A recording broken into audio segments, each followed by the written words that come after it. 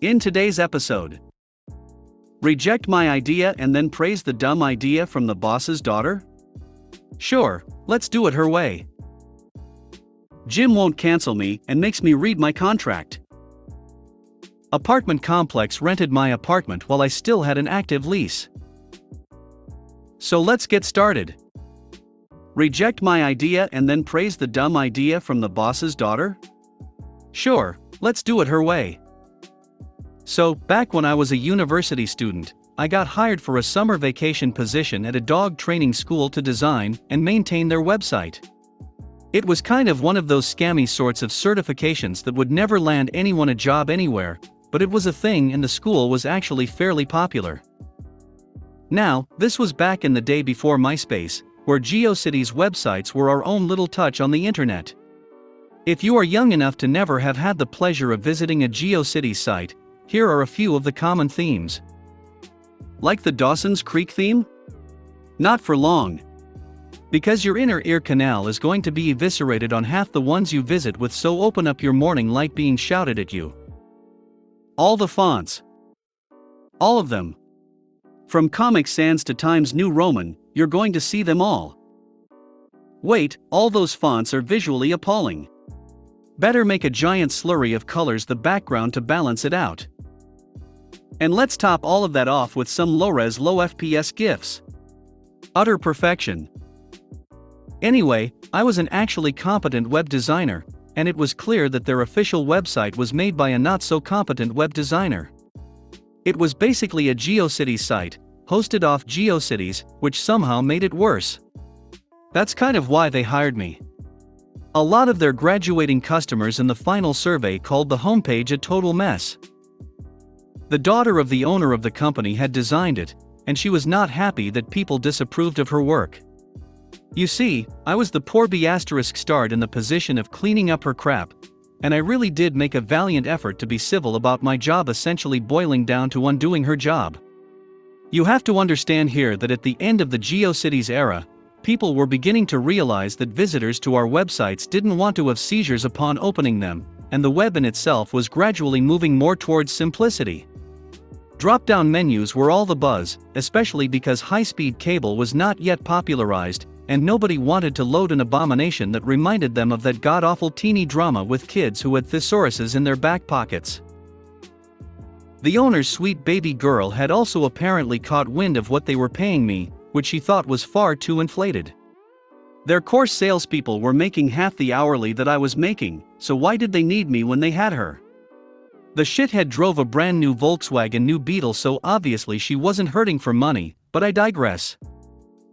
During our first meeting, they asked me about my plans for the website. I went over how the current website's bones were good, which they most assuredly were not, but it could use a more modern touch. I proposed simplifying it with drop-down menus and so on. During this meeting, the owner's daughter gradually transformed her smug smile into a sneer, and later on into a full-out scowl. Eventually she interrupted me, saying that I wasn't there to redesign the site, the purpose for which I was explicitly hired, but to do the tech stuff with her doing the design stuff. In general, people agreed with her. Maybe art director was hidden somewhere in her **T consultant title, but whatever. I realized then that my tenure there wasn't going to last long. To milk out every penny from my paycheck, I suggested that she handle the design side, and I build the site. Without exaggeration, everything she suggested was bordering on malicious stupidity. I did it all anyway. Barking sounds on clicking links? You got it. Wait, you want me to put how many success story pictures on one page? Well, you're the designer. Yes, I'm fairly sure that discipline is the correct spelling after all. No, I'm sure people's 56K internet connections will handle this just fine. A month and a half later, our abomination was complete. She was strangely satisfied, and to this day I wonder if the entire thing was a ploy to get back at Daddy for something. You could legitimately build a better site in the GeoCities web wizard tool. If the job mattered at all to me, I probably would have vomited in disgust. When it was unveiled, everyone in the company unanimously hated it, and all I could say was that I was just the tech guy. I was soon thereafter let go for unrelated reasons, and a month later when I visited their site I noticed they had gone back to the old one. Out of curiosity, all these years later I just looked up the school, and apparently they still do exist. My act of malicious compliance obviously didn't do any lasting damage on them, as their new website is about what you would expect from one in 2021. But god damn it, I am still proud of myself. Gym won't cancel me and makes me read my contract. So around July of last year I am coming up on the end of my contract for a big national gym chain that, let's just say, you can visit anytime. So, I try and call and get directions to cancel, and get a voicemail box that is full. I call their 800 number and am told only the local office can cancel me. I call my bank and ask if I can block auto debit, but because it is a check debit they can only block a specific amount and there is a fee. I scan my contract and it says I have to cancel in writing with 30 days notice regardless of my contract end date. I am pretty furious at this point because the gym was closed completely due to COVID and I was wasting money.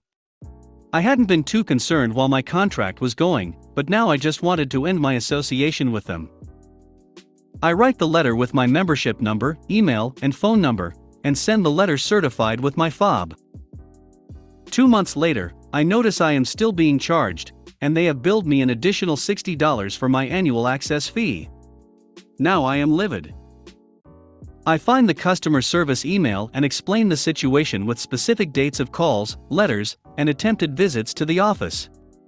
I ask that my membership be cancelled and a refund for the past several months, and the annual renewal.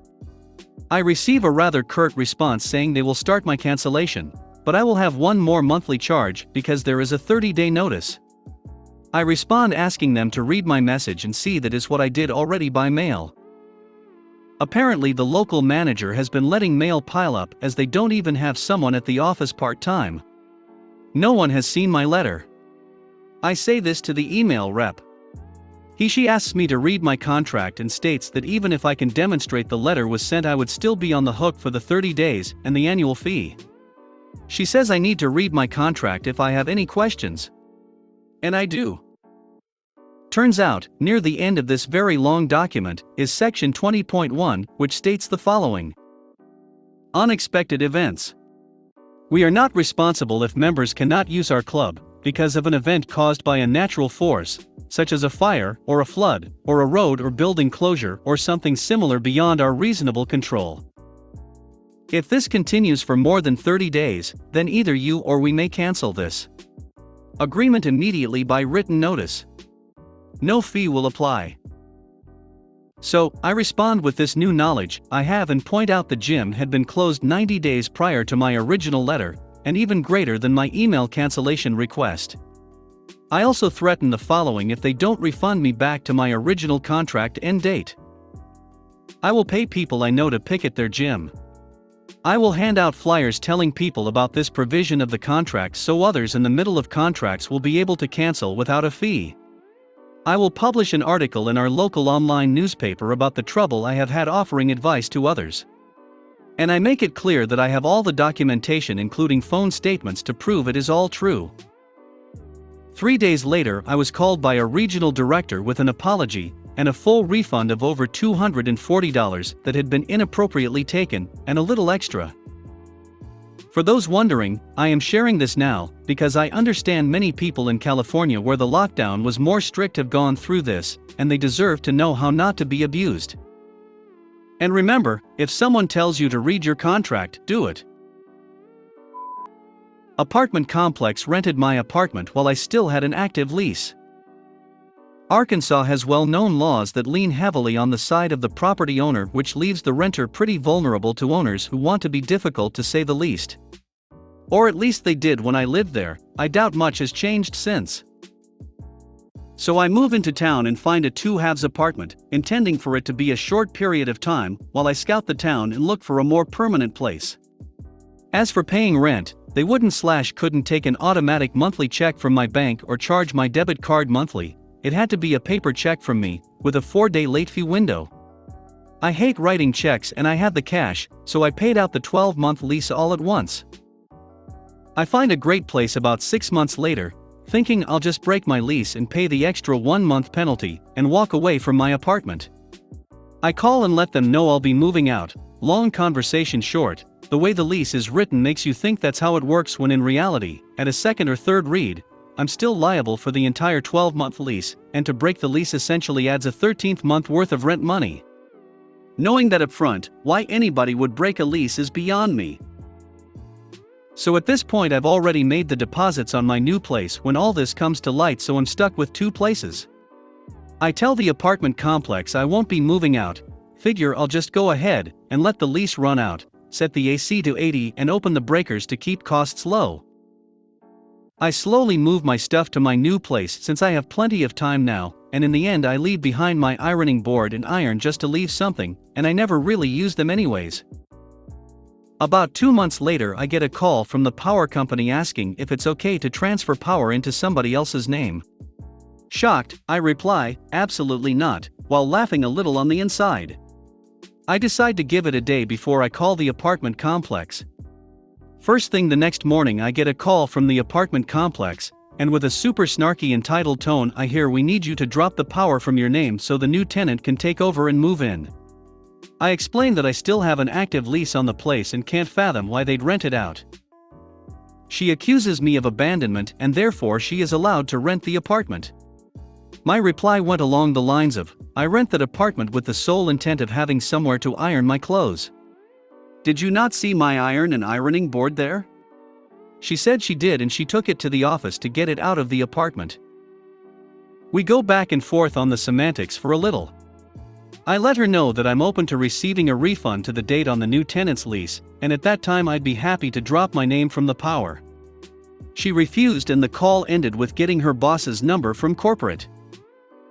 After mentioning to her boss that I can recognize a breach of contract when I see it, and that nowhere in the lease does it say I actually have to live there, not to mention her employee admitted to entering my apartment and stealing items of mine from inside.